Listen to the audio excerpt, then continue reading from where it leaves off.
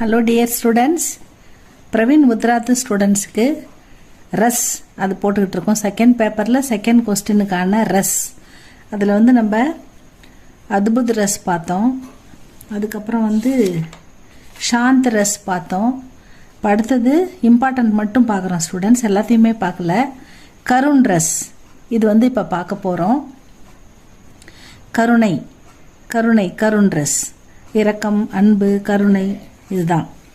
பிரிய வியக்தி கே பீடித்து, பிரியமான ஆட்களால் ஏற்படும் துன்பம். பிரியமான வியக்தின்னா பர்சன், நமக்கு பிடித்தவங்களை இழப்பதால் ஏற்படுகின்ற துக்கம். அல்லது மிருத்யு ஹோனே, நமக்கு பிடிச்சவங்க இறந்துட்டாங்கன்னா அதனால் ஏற்படுற துன்பம். இஷ்ட வஸ்து, நமக்கு விருப்பமான பொருளை நம்ம இழப்பதால் ஏற்படுகின்ற மனவேதனை.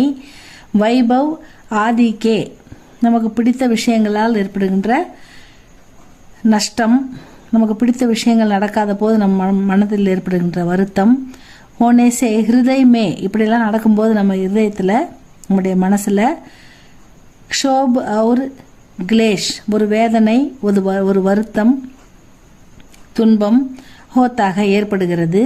உசிக்கு வெஞ்சனாசே, அதை வெளிப்படுத்தும் விதமாக தான் கருண் ரஸ் பிரகட் ஹோத்தாக, இந்த கருணை ரசம் விளக்குகிறது.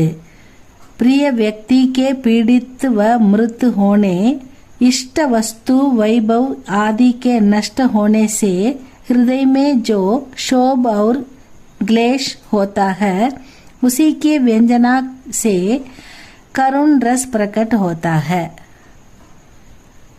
நமக்கு பிடித்தவங்களை நம்ம இழப்பதாலும், நமக்கு பிரியமான பொருள்களை நமக்கு இழப்பதாலும் ஏற்படுகின்ற மனவேதனையை விளக்குகிறது தான் இந்த கருண் ரஸ் அப்படின்னு சொல்கிறாங்க.